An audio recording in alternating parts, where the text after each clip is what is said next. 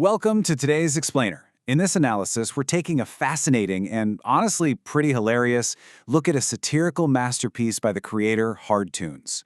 We are going to unpack this deeply relatable, wildly exaggerated, and just incredibly chaotic journey through the Indian college system.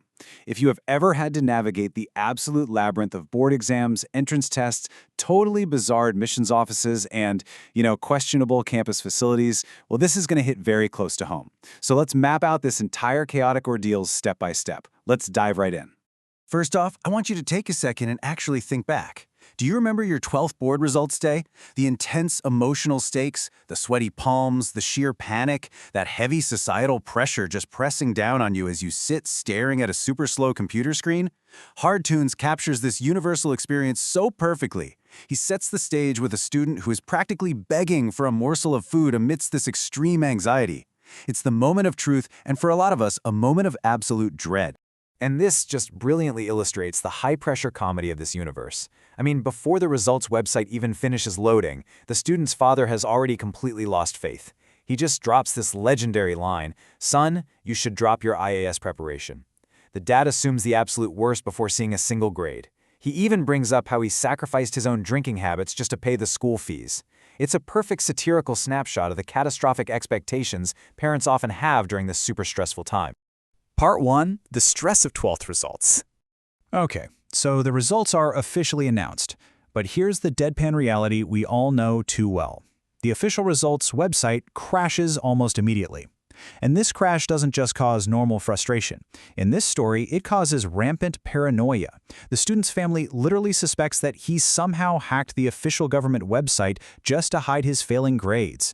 It totally highlights that absolute lack of trust and the sheer panic that kicks in when broken tech meets high-stakes education. And while the website is down, the societal pressure is just relentless. The student's phone is blowing up with calls from friends who really only want to brag about passing. Meanwhile, the parents have this wildly unrealistic expectation that their kid's name needs to be featured in the newspaper's topper list. Hilariously, in this universe, even the kids who fail get their photos in the paper. And the best part, the heavy implication that these critical result websites are hastily slapped together by amateur developers who barely know how to code Hello World.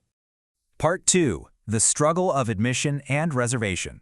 Having survived the results, we hit the terrifying reality of entrance exams. Look at this massive number, 15 to 20 million. To get into a good college, you can't just rely on your board results anymore.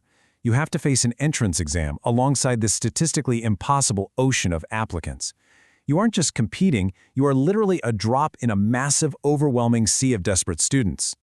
In this chaotic universe, the creator tackles the highly debated topic of reservations with a pretty bizarre, satirical clash.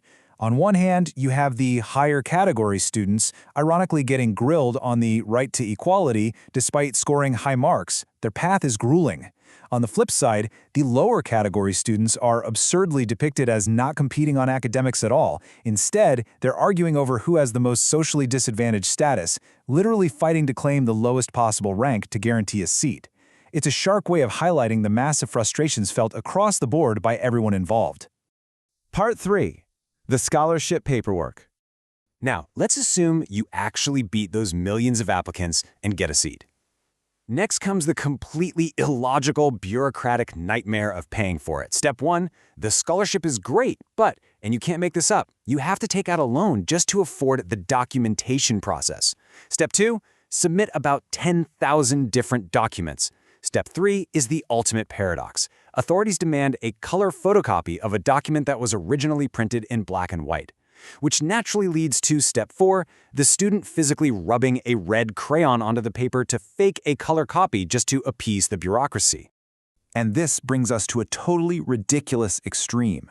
After the student painstakingly scrubs red color onto the black and white paper, the official rejects it.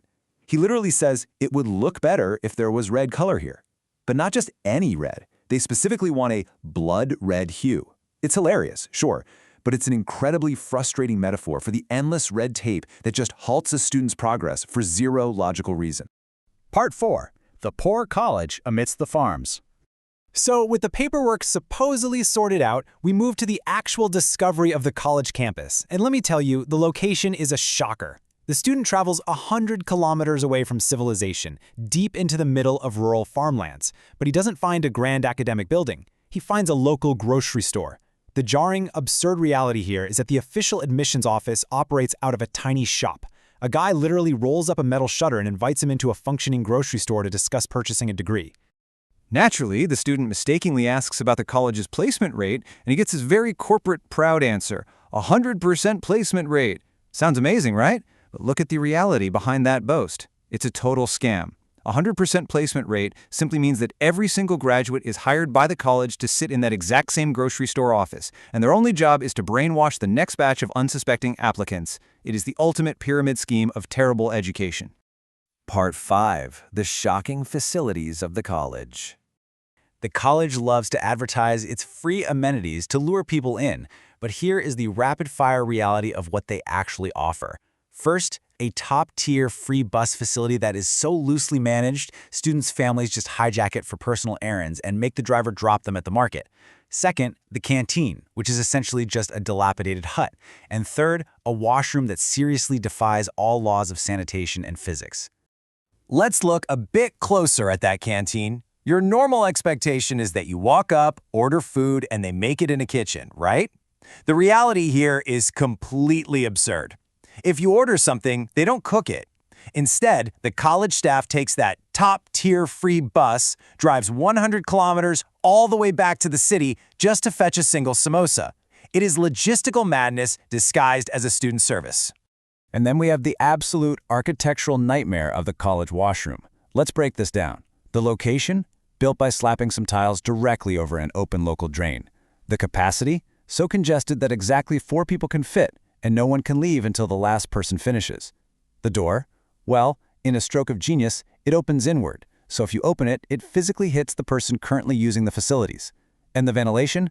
They installed a single-blade exhaust fan completely backward, so instead of pulling air out, it actively sucks the smell of the drain directly into the room. And that brings us right back to the core tragedy of this whole story. After seeing the grocery store office, the non-existent placements, the 100-kilometer samosa bus, and the drain washroom, where is our student? He is stuck in an endless loop. The story ends with him still hopelessly scrubbing red color onto his documents, desperately trying to achieve that elusive blood-red hue for a scholarship to a college that barely even exists. He is entirely, hopelessly, trapped in the system. It's a wild, highly exaggerated story, for sure, but it carries a really heavy core of truth about the genuine frustrations of the education system. So I'll leave you with this provocative thought. Is your college like this too? Have you ever dealt with absurd bureaucracy, crashed government websites, or facilities that felt like an absolute joke? Let us know. This analysis was brought to you directly from the chaotic world of Hard Tunes, reminding us that sometimes all we can really do is laugh at the system. Thanks for joining me.